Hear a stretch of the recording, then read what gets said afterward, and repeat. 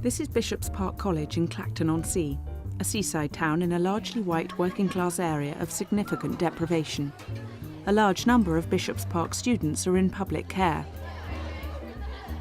Since the school opened 5 years ago, they've developed an approach to education which allows their large school to operate on a more human scale. There's 3 different schools in our school, one called Towers, one called Lighthouses and Windmills. I'm in Towers, which I've been there since I've started the school, which I wouldn't like to move because I think I've started there and I'm used to that. I'm used to Towers now.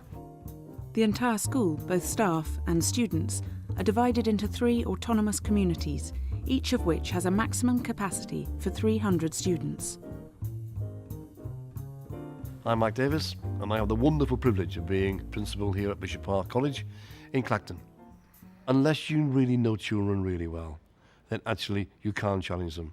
We have this idea now, and we have for the last, 5, 6 years, about personalisation. You cannot possibly personalise unless you know. So it's about creating an atmosphere which is purposeful but relaxed.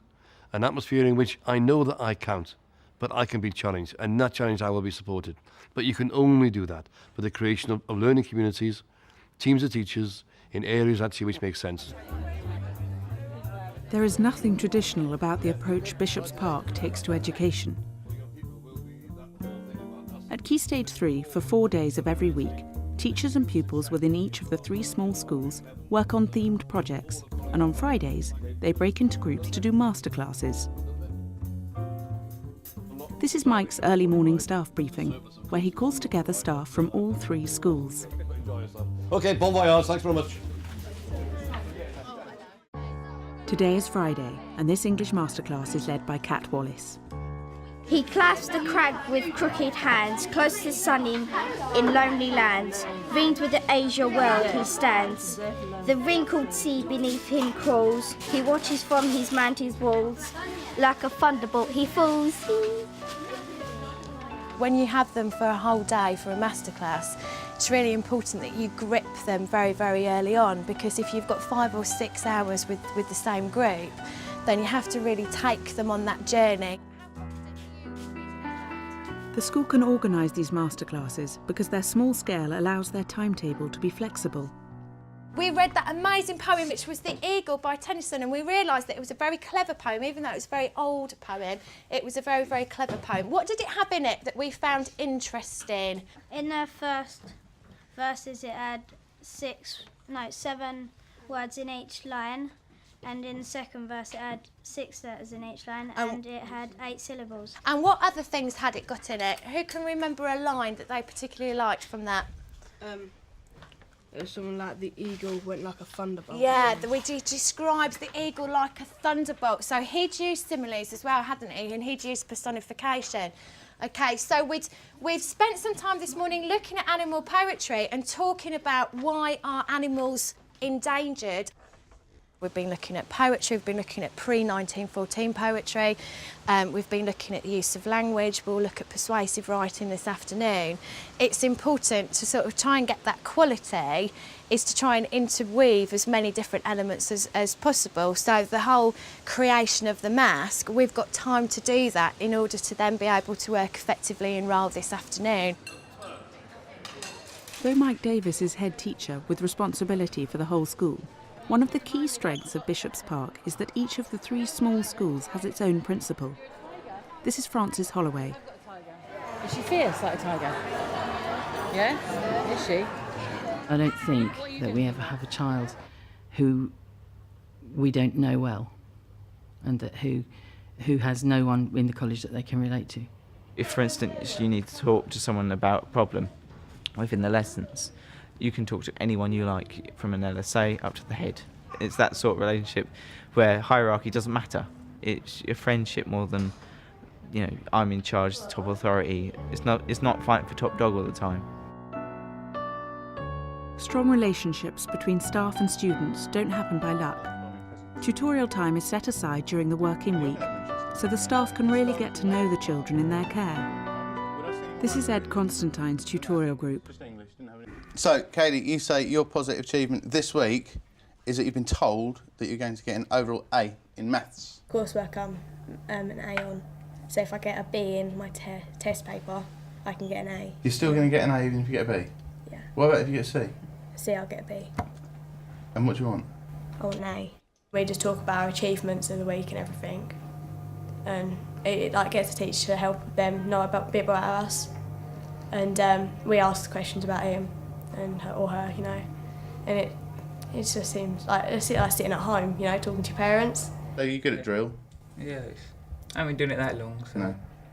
the drill competition, but Are you in the drill competition? yeah, Do you know how to build your boots up? yeah. You do? Yeah. Oh, I was going to teach Spent you. ages yesterday doing my Did you? sleeves. Are they like mirrors? Yeah, Do you use parade glass? yeah. Little tin of water? Yeah.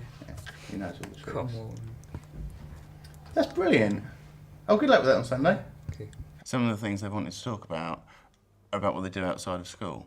And that's, you know, part of my role is to help these students to consider that their learning continues after 3:30 on a Friday throughout the weekend, and it's about them celebrating the whole person as opposed to just what we traditionally perceive as the learner, which is the Monday to Friday. Yeah. Well done, Katie. I always pay my nails. Oh, we have some great times in our class, we really do. I think all the form members in there really make it like the class. It's lunchtime at the school. You don't have any forgotten children because you're working within such a small school. If you've not necessarily been able to spend as much time as you'd wanted to during the time that you'd had them, you know that you'll see them over lunch, you'll see them over break, and you can sit and have a conversation with them and make them feel special and important to you. Because ultimately I think all of our students feel that they are really important to us as teachers, and as teachers we're really important to them, and you know, we have a great responsibility there. They know me quite well because if they know when I'm in the wrong and when I'm in the right, really. So they know when I'm lying as well, which really I do lie sometimes, but not a lot, because I think there's no need in the school because they understand everything that you talk about. Woman, won't you take your anger out to the girl next door? 'Cause I know what you're thinking, I don't understand this anymore. Despite all of them teeth, you keep on licking on my chocolate heart. Thank you.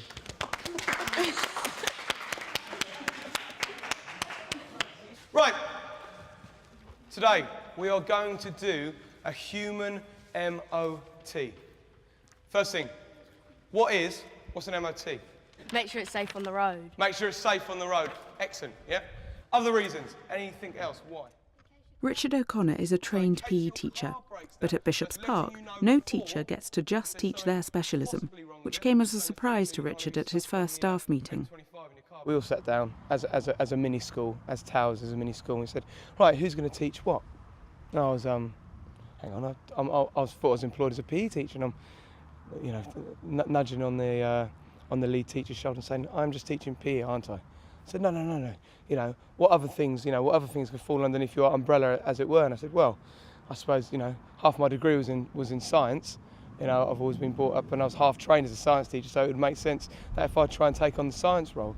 20 seconds. But it was just a complete, as it were, culture shock. Why would you do a human MOT? What is the point of testing us? To see if we're healthy. See if we're healthy. Off you go. Go. So this masterclass is a combination of sports and science. Stop. 20-metre sprint test. Okay, what component of fitness could that possibly test? Sorry? Power. Power, excellent.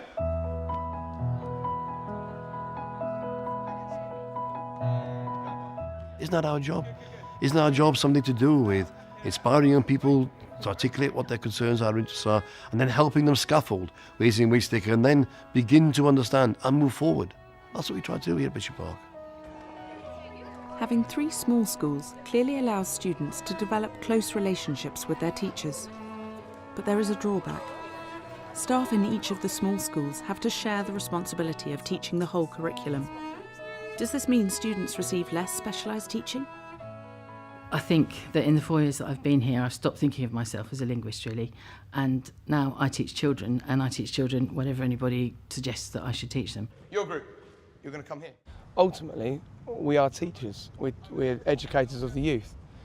All teachers have key fundamental skills, you know, human skills, social skills, personal skills, their own, I'd like to think quite a high level of education themselves, which they can pass on. I think some of the really best lessons that we've got to learn are taken from primary, and I think that's what Bishops Park has tried to do in terms of its Key Stage 3 thematic curriculum. It's not to work in subjects, it's not to separate everything, but to work around these key questions that really encourage our children to sort of think about the world that they live in. And at Bishops Park, they believe that their thematic approach is working. Do you think we should kill one of the only animals we don't have much information on? They are harmless unless you threaten to hurt their babies, so please help the polar bears and save the world. That was a real lovely summary of everything that we've been working on today, Jake. Really impressed with that. Well done. What's it like being a teacher at Bishops Park? The only difficulty with coming to work at Bishops Park is that you can never leave, because once you've worked in this way, I would find it incredibly frustrating to go and then work back in the English department or the science department or the maths department, and I think that's the only shame, is that more schools aren't adopting this way. One day a week, students at Bishops Park have access to clubs, freeing up time for teachers' CPD. These clubs are run by outside experts. How do you do black and white on this? Okay, you have to go to the image, and once you've clicked on the image, you go to adjustments, and you have a whole list of different things that you can do, and this is all about the colour and how to focus the image, okay? If you go to desaturate, okay, that will get rid of all the colour within that image. Okay. Okay, jump.